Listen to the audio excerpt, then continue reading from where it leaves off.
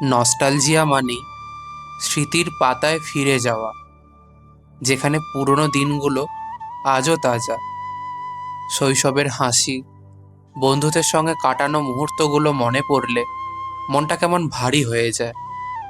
সময় পাল্টে গেলেও স্মৃতির সেই ঘ্রাণ কখনো ফিকে হয় না। এই স্মৃতিচারণার কথা ভেবেই আজকে আমাদের পরিবেশনা বিভূতিভূষণ বন্দ্যোপাধ্যায়ের লেখা ভন্ডুল মামার বাড়ি।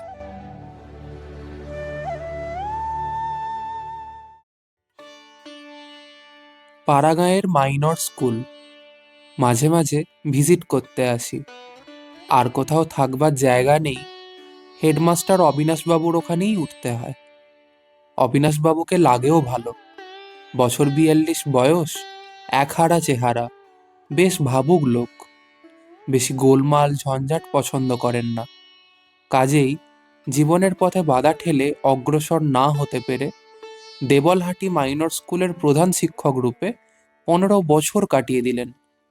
এবং বাকি ১৫টা বছর যে এখানেই কাটাবেন তার সম্ভাবনা ১৬ আনার ওপর ১৭ আনা। কার্তিক মাসের শেষে হেমন্ত সন্ধ্যা।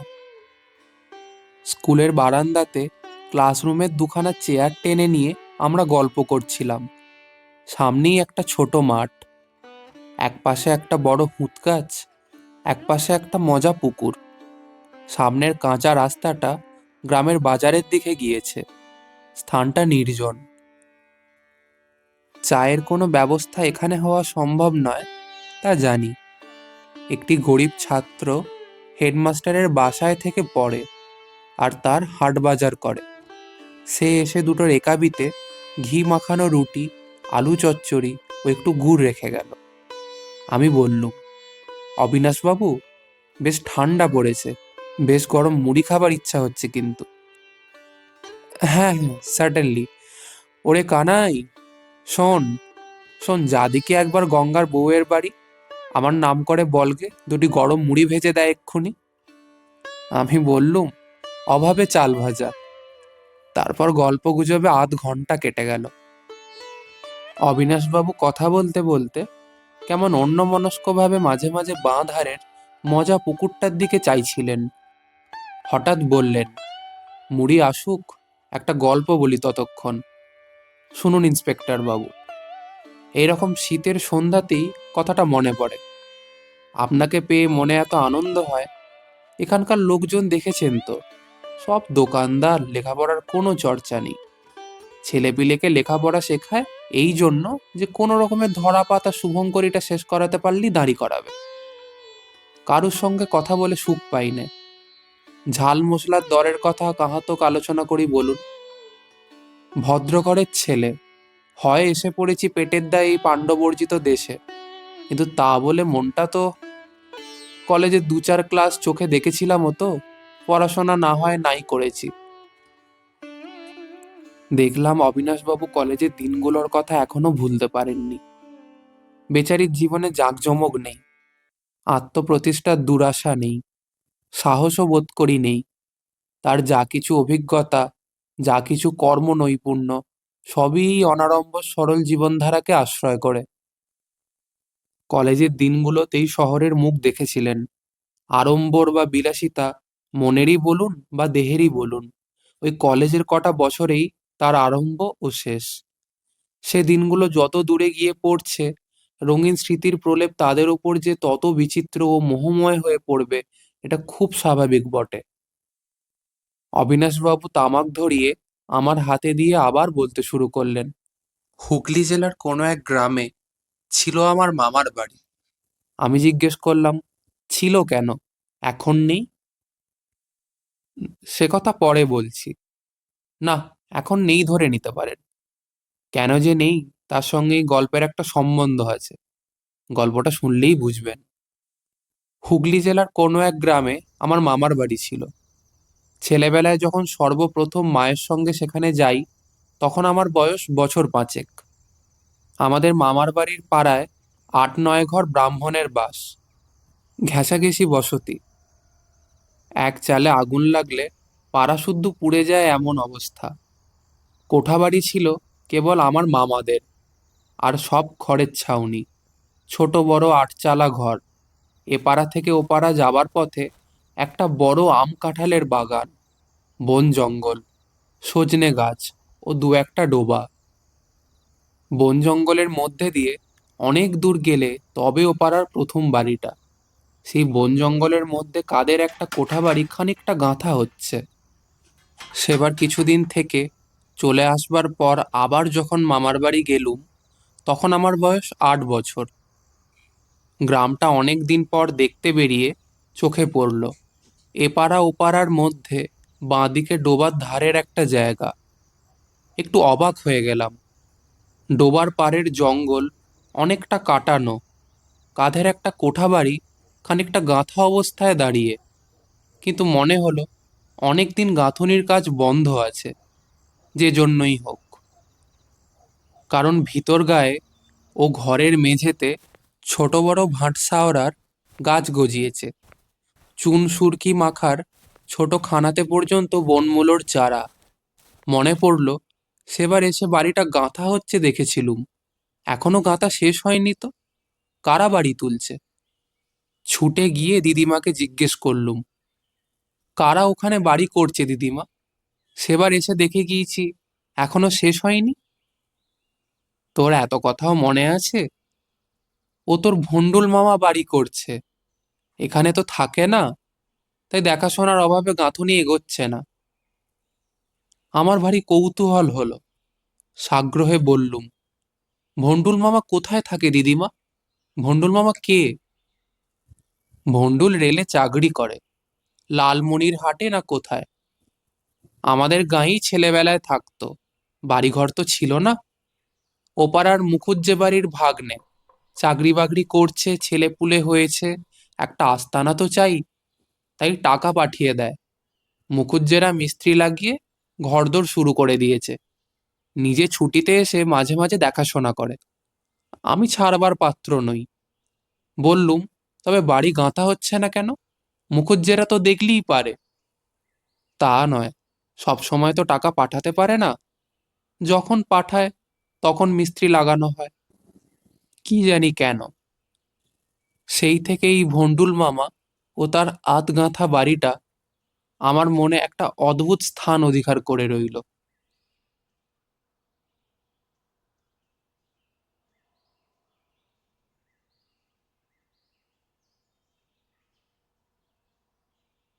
তার চাকরির স্থান লালমনিরহাট। তার টাকা পাঠানোর ক্ষমতা বা অক্ষমতাও যেন কোথায় আমার ব্যক্তিগত সহানুভূতির বিষয়ীভূত হয়ে দাঁড়ালো। অথচ কেন এসব হলো তার কোনো ন্যায়সঙ্গত কারণ আজও মনের মধ্যে খুঁজে পাই না। কতবার দিদিমাদের চিলেকোঠার ছাদে শুয়ে দিদিমার মুখে রূপকথা শুনতে শুনতে অন্যমনস্ক হয়ে ভেবেছি, লালমনির হাট থেকে ভন্ডুল মামা আবার কবে টাকা পাঠাবে বাড়ি গাঁথার জন্য। না, এবার বোধহয় নিজে আসবে। মুখুজ্জেরা বোধহয় ভন্ডুল মামার টাকা চুরি করে, তাই ওদের হাতে আর টাকা দেবে না। ব্যঙ্গমা ব্যঙ্গমের গল্পের ফাঁকে দিদিমাকে কখনো বা জিজ্ঞেস করি, লালমনির হাট কোথায় দিদিমা? দিদিমা অবাক হয়ে বলেন, লালমনির হাট? কেন, তাতে তোর হঠাৎ কি দরকার পড়ল? তা কি জানি বাপু, কোথায় লালমনির হাট। নে নে, ঘুমোস তো, আমায় রেহাই দে। রাত্রিরে এখন গিয়ে আমায় দুটো মোচা কুটে রাখতে হবে, ঠাকুরঘরের বাসন বের করতে হবে, ছিষ্টির কাজ পড়ে রয়েছে। তোমায় নিয়ে সারা রাত গল্প করলে তো চলবে না আমার। আমি অপ্রতিভের সুরে বলতুম, না দিদিমা, গল্প বলো, যেও না, আচ্ছা মন দিয়ে শুনছি। এরপরে আবার মামার বাড়ি গেলুম বছর দুই পরে। এই 2 বছরের মধ্যে আমি কিন্তু ভন্ডুল মামার বাড়ির কথা ভুলে যাইনি। শীতের সন্ধ্যায় গোয়ালে সাঁজালের ধোঁয়ায় আমাদের পুকুর পাড়টা ভরে যেত। বনের গাছপালাগুলো যেন অস্পষ্ট, যেন মনে হতো সন্ধ্যায় কুয়াশা হয়েছে বুঝি আজ। সেই দিকে চাইলেই আমার অমনি মনে পড়তো ভন্ডুল মামার সেই আত তৈরি কোঠা বাড়িটার কথা। এমনি শ্যাওড়া বনে ঘেরা পুকুর পাড়ে এতদিনে কতটা গাঁথা হলো কে জানে। এতদিন নিশ্চয়ই ভন্ডুল মামা মুখুজ্জে বাড়ি টাকা পাঠিয়ে দিয়েছে। মামার বাড়িতে রাতে এসে পৌঁছালাম। সকালে ওই পথে বেড়াতে গিয়ে দেখি, ও মা, এ কি, ভন্ডুল মামার বাড়িটা যেমন তেমনি পড়ে আছে। 4-5 বছর আগে যতটা গাঁথা দেখে গিয়েছিলুম, গাঁথুনির কাজ তার বেশি আর একটুও এগোয়নি। বনে জঙ্গলে একেবারে ভর্তি। ইটের গাঁথুনির ফাঁকে বট অসত্যের বড় বড় চারা। আহা, ভন্ডুল মামা বোধহয় টাকা পাঠাতে পারেনি আর। ভন্ডুল মামার সম্বন্ধে সেবার অনেক কথা শুনলাম। ভন্ডুল মামা লালমনির হাটে নেই, সান্তাহারে বদলি হয়েছে। তার এখন 2 ছেলে, 2 মেয়ে। বড় ছেলেটি আমারই বয়সী।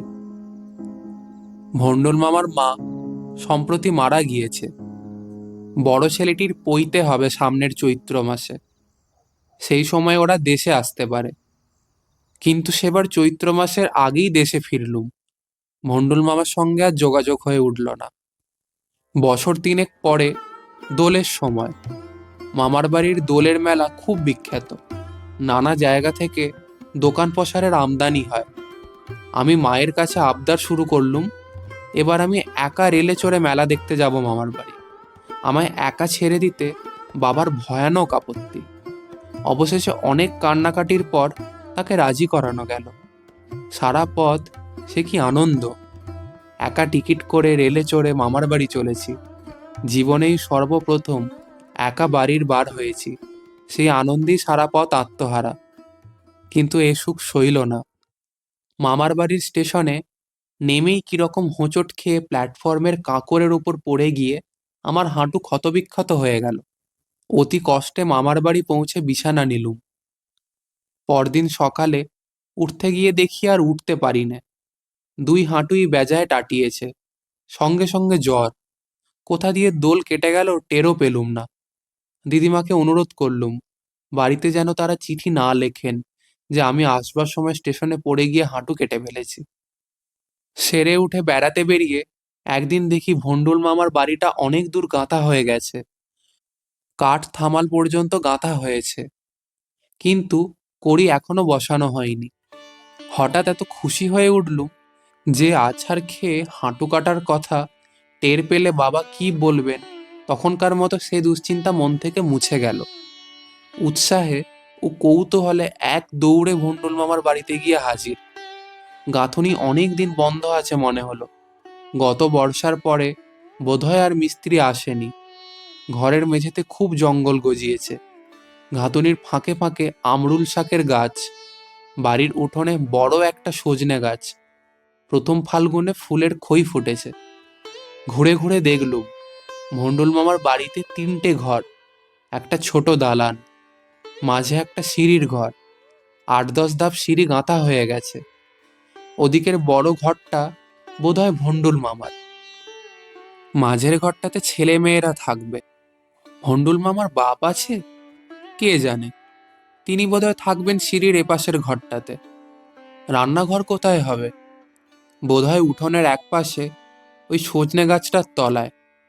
ভন্ডুল মামা ছেলে মেয়ে নিয়ে যখন এখানে বাস করবে, তখন এদের উঠোনে কি আর এমন জঙ্গল থাকবে? ছেলেমেয়েরা ছুটোছুটি দৌড়াদৌড়ি করে খেলবে, হয়তো বাড়িতে সত্যনারায়ণের সিন্নি দেবে পূর্ণিমায় কি সংক্রান্তিতে। পুকুর পাড়ের এ জংলি চেহারা একবারে বদলে যাবে যে। আমার মামার বাড়ির এপাড়াতে এক ঘর লোক বাড়বে। ওপাড়া থেকে খেলা করে ফেরবার পথে সন্ধে হয়ে গেলেও আর ভাবনা থাকবে না। ওদের বাড়িতে আলো জ্বলবে, ছেলে মেয়েরা কথা বলবে।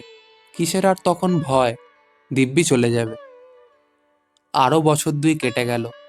3rd ক্লাসে পড়ি। মামার বাড়ি একাই গেলুম। একাই এখন সব জায়গায় যাই। ভন্ডুল মামার বাড়ির ছাদ পেটানো হয়ে গিয়েছে, সিমেন্টের মেঝে। দালানের বাইরে রোয়াক হয়েছে কবে আমি দেখিনি তো। রোয়াকের ওপর কেমন টিনের ঢালু ছাদ, কেবল একটুখানি এখনো বাকি।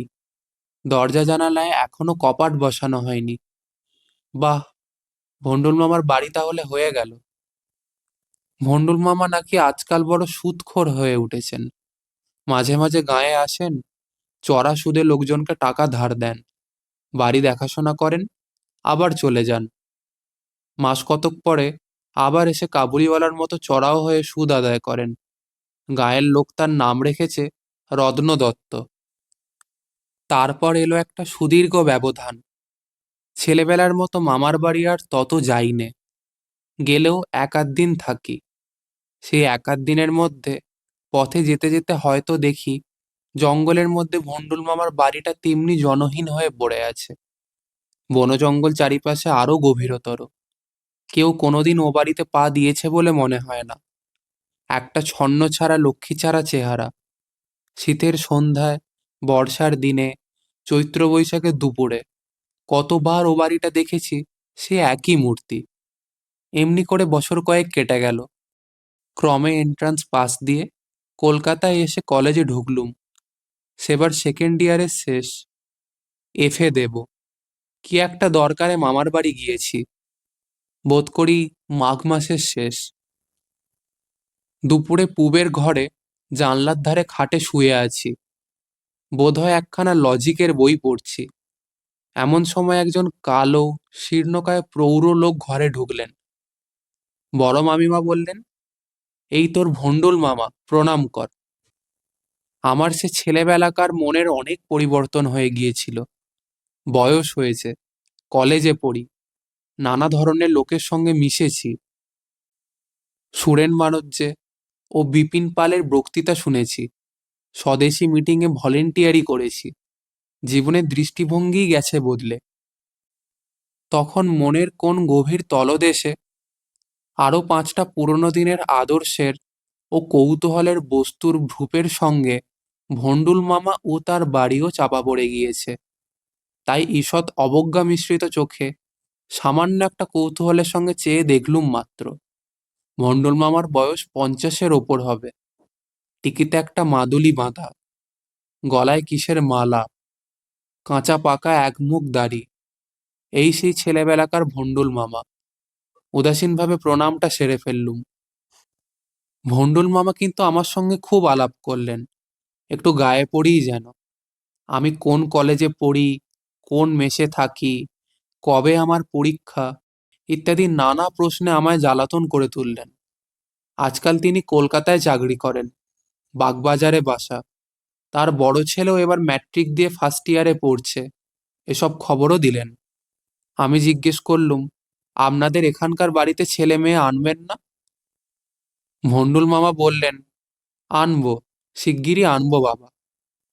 এখনো একটু বাকি আছে, একটা রান্নাঘর আর একটা কুয়ো। এ দুটো করতে পারলেই সব এনে ফেলি। কলকাতায় বাসা ভাড়া আর দুধের খরচ জোগাতেই, সেজন্যই তো খেয়ে না খেয়ে দেশে বাড়িটা করলুম। তবে ওই একটুখানি যা বাকি আছে।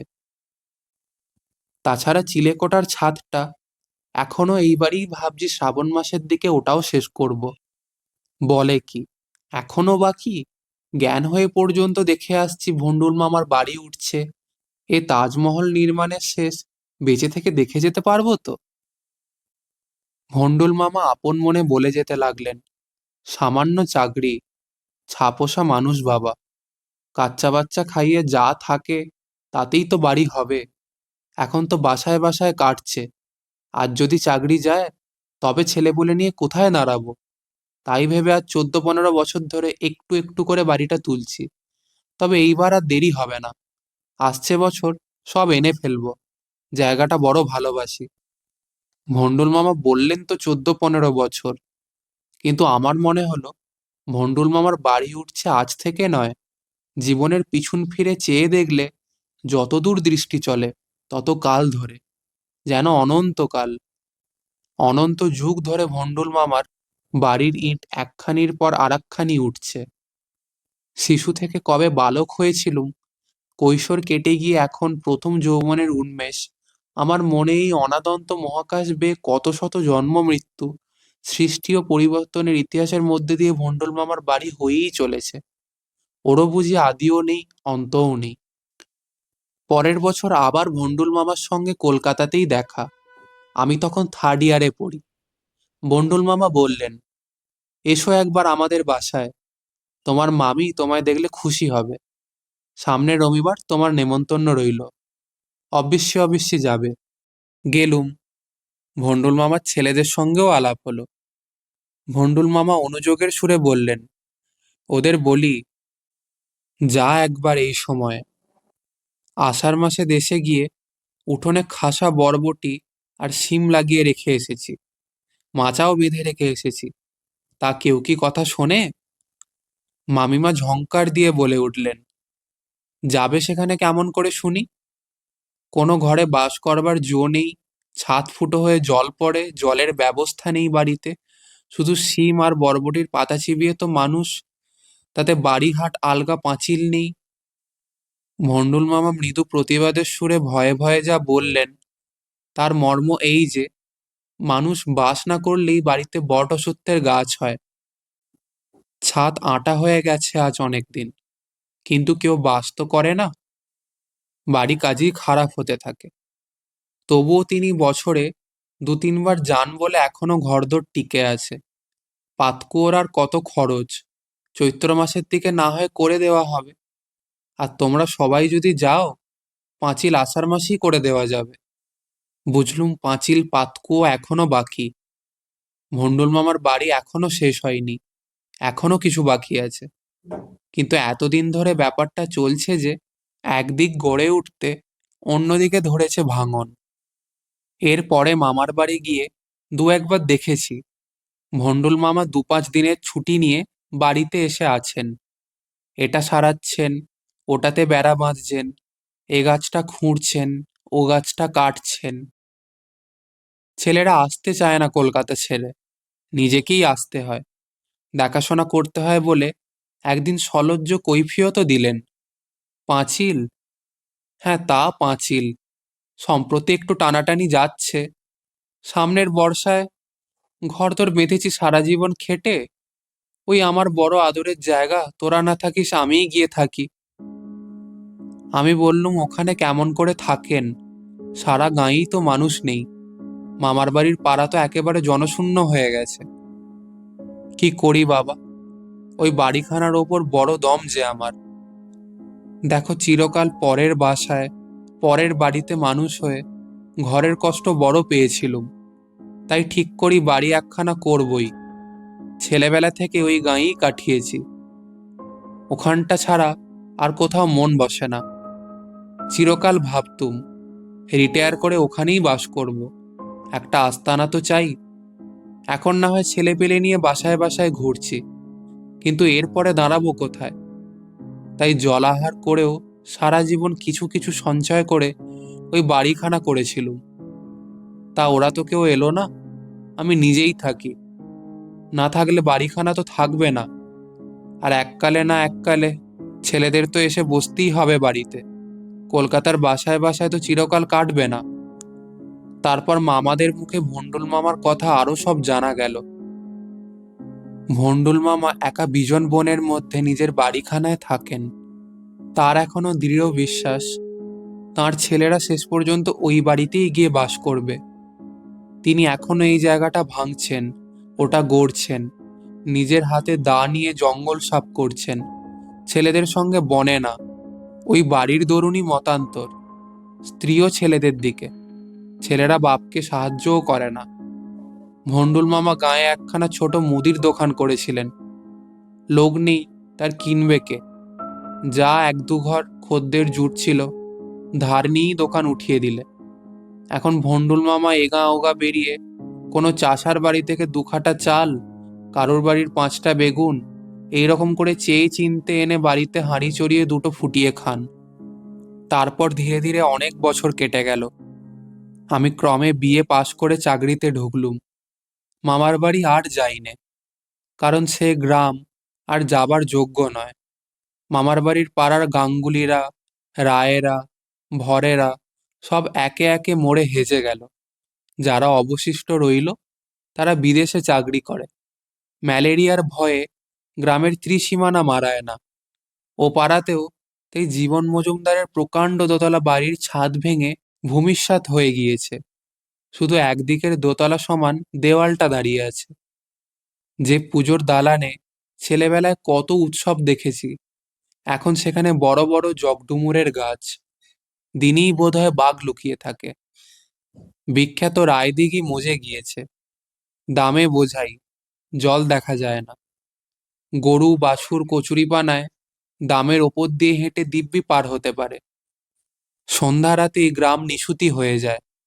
দু এক ঘর নিরুপায় গৃহস্থ, যারা নিতান্ত অর্থাভাবে এখনো পৈতৃক ভিটেতে ম্যালেরিয়া জীর্ণ হাতে সন্ধ্যাদীপ জ্বালাচ্ছে, সন্ধ্যা উত্তীর্ণ হতে না হতেই তারা প্রদীপ নিভিয়ে শয্যা আশ্রয় করে। তারপর সারা রাত ধরে চারিধারে শুধু প্রহরে প্রহরে শৃগালের রব ও নৈশ পাখির ডানা ঝটপটি। আমার মামারাও গ্রামের ঘরবাড়ি ছেড়ে শহরে বাস করছেন। ছোট মামার ছেলের অন্নপ্রাশন উপলক্ষে সেখানে একবার গিয়েছি। ব্রাহ্মণ ভোজনের কিছু আগে একজন শীর্ণকায় বৃদ্ধ একটা পুঁটলি হাতে বাড়িতে ঢুকলেন। এক পা ধুলো, বগলে একটা ময়লা সাদা কাপড় বসানো বাঁশের বাঁটের ছাতা।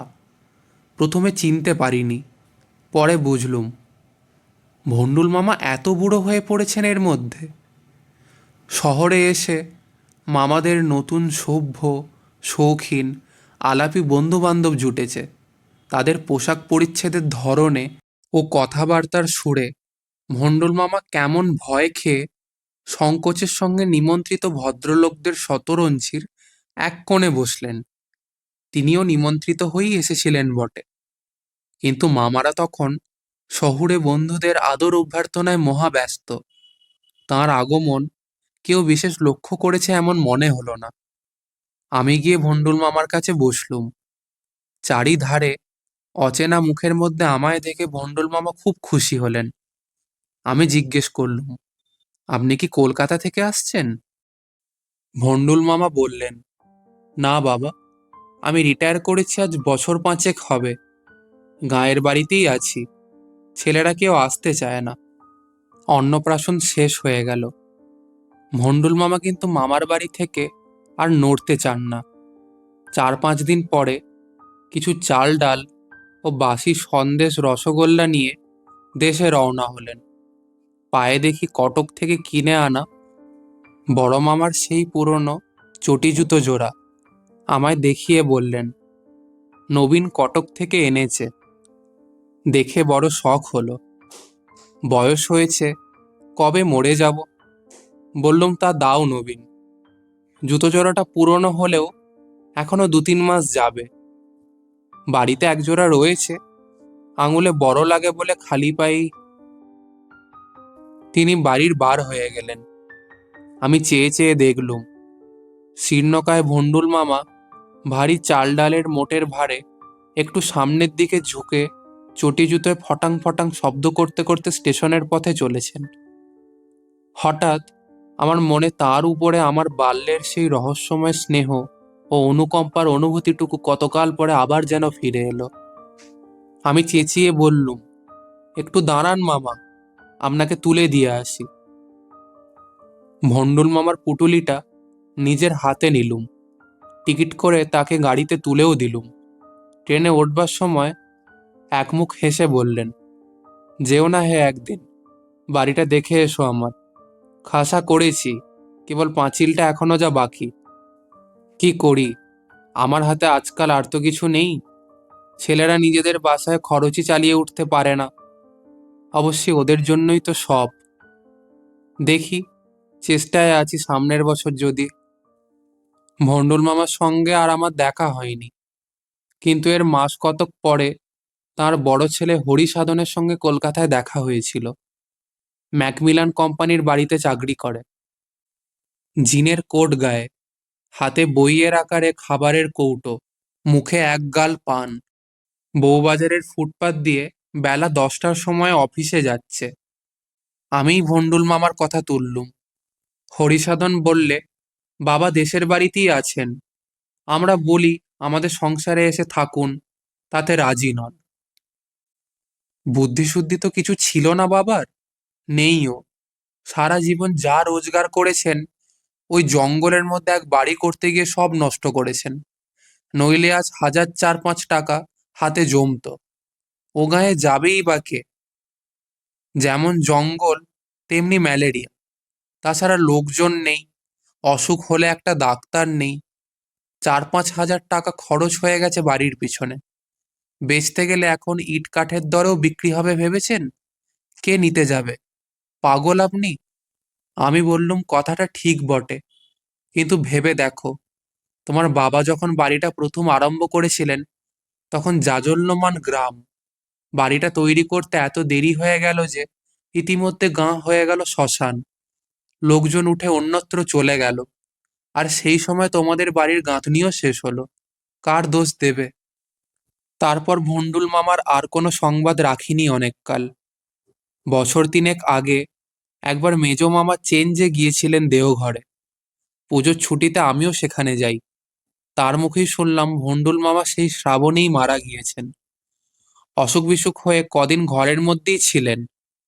কেউ বিশেষ দেখাশোনা করেনি। আর আছেই বা কে গায়ে যে দেখবে? এ অবস্থায় ঘরের মধ্যে মরে পড়েছিলেন। 2-3 দিন পর সবাই টের পায়। তখন ছেলেদের টেলিগ্রাম করা হয়। ভন্ডুল মামার এইখানেই শেষ। এরপর আমি আর কখনো মামার বাড়ির গ্রামে যাইনি। হয়তো আর কোনোদিন যাবও না। বাড়িটাও আর দেখিনি। কিন্তু জ্ঞান হয়ে পর্যন্ত যে বাড়িটা গাঁথা হতে দেখেছি সেটা আমার মনের মধ্যে একটা অদ্ভুত স্থান অধিকার করে আছে। আমার কল্পনায় দেশের মামার বাড়ির গ্রামের একগলা বনের মধ্যে শীতের দিনের সন্ধ্যায় ভন্ডুল মামার বাড়িটা একটা কায়াহীন উদ্দেশ্যহীন রূপ নিয়ে মাঝে মাঝে দাঁড়িয়ে থাকে সেই গাছ গজানো উঠোনটাতে। ঢোকবার পথ বনে ঢাকা। দরজা জানলার কপাট নেই। থামে থামে কাঠো মাল পর্যন্ত গাঁথা হয়েছে। আমার জীবনের সঙ্গে ভন্ডুল মামার বাড়িটার এমন যোগ কি করে ঘটল সেটা আজ ভেবে আশ্চর্য হয়ে যায়। আমার গল্পের আসল কথাই তাই। অমন একটা সাধারণ জিনিস কেন আমার এমন মন জুড়ে বসে রইল? অথচ কত বড় বড় ঘটনা তো বেমালুম মন থেকে মুছেই গিয়েছে। বিশেষ করে এইসব শীতের সন্ধ্যাতেই মনে পড়ে। এই জন্য যে 5 বছর বয়সে এই শীতের সন্ধ্যাবেলাতেই বাড়িটা প্রথম দেখি। অবিনাশবাবুর ছাত্রটি মুড়ি নিয়ে এলো।